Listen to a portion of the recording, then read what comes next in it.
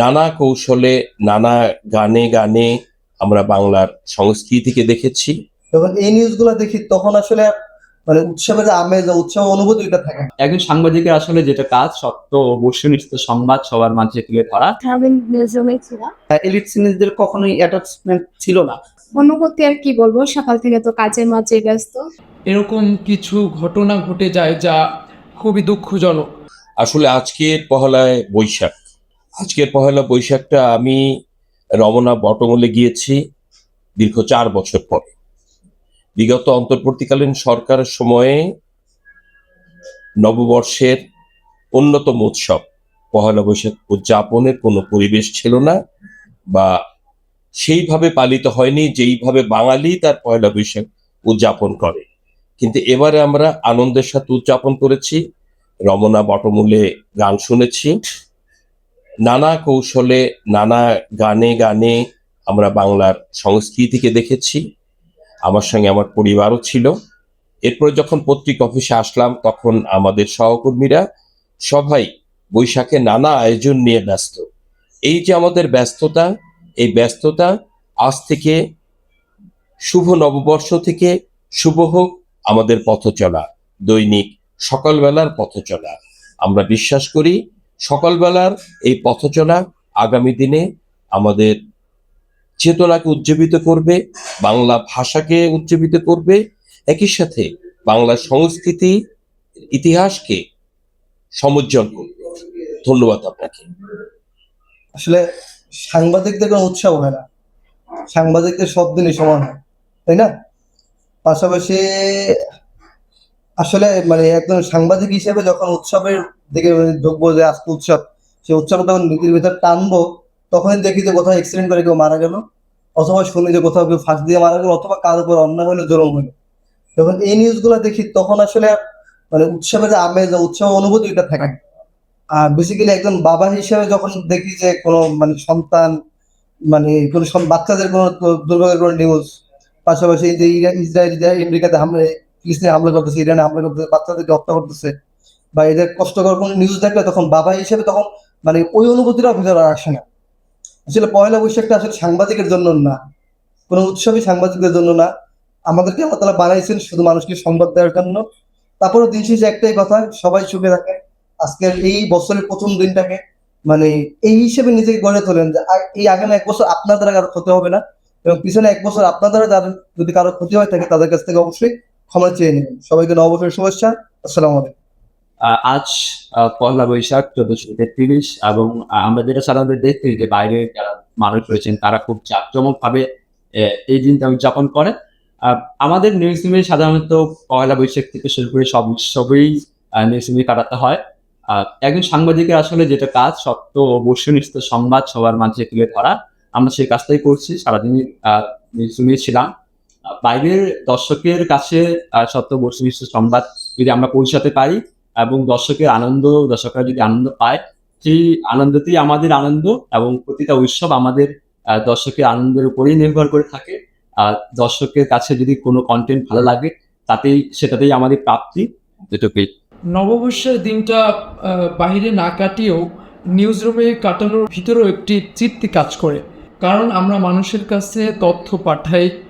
দেখা যায় এই দিন বিশেষ একটি দিন, কিন্তু এই দিনে এরকম কিছু ঘটনা ঘটে যায় যা খুবই দুঃখজনক।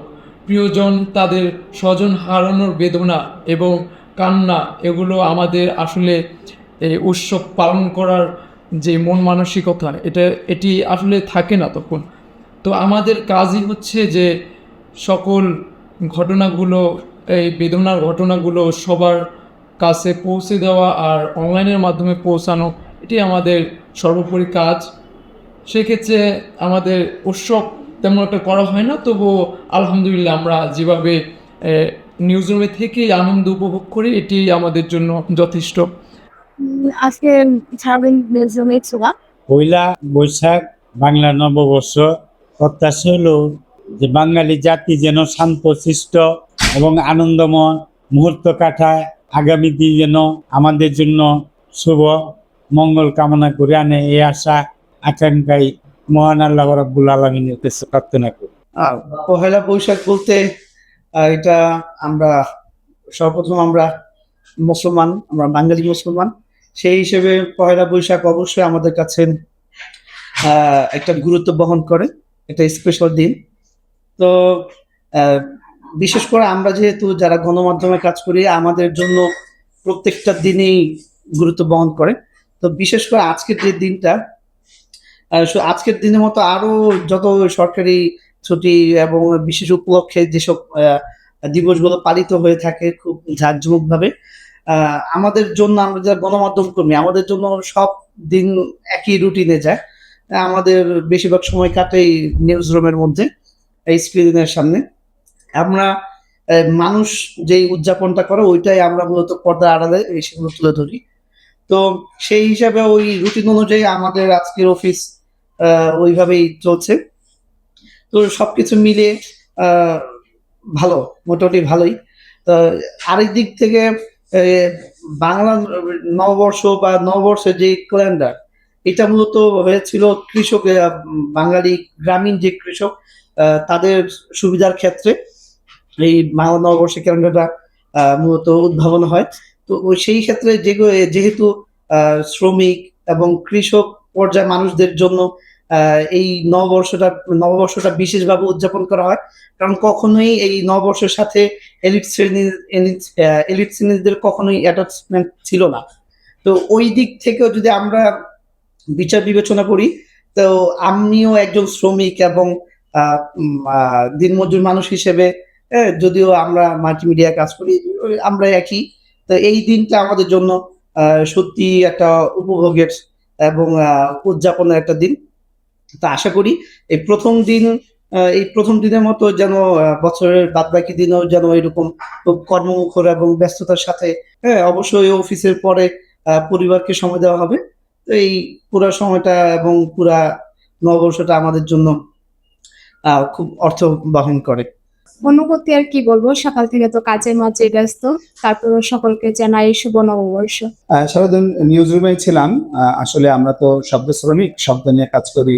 সারা দেশে আমাদের যত প্রতিনিধি আছে, দেশের কোথায় কোথায় কি ঘটছে সেই ঘটনাগুলো, সংবাদগুলো আমরা আমাদের পাঠকদের কাছে, দেশের জনগণের কাছে পৌঁছে দেওয়ার চেষ্টা করি। তা আজকেও আমরা স্বাভাবিকভাবে সেই কাজেই ব্যস্ত ছিলাম, এখনো আছি। আর নববর্ষ উপলক্ষে বার্তা, আমি এটাই বলতে চাই যে নতুন একটা বছর শুরু হচ্ছে। তা বিগত বছরে আমাদের যত ভুল ছিল, যত পাপাচারে আমরা লিপ্ত ছিলাম, এগুলোর জন্য আমরা আগামী বছর না করি, এই সংকল্প আমরা এই নববর্ষ থেকে নিতে পারি।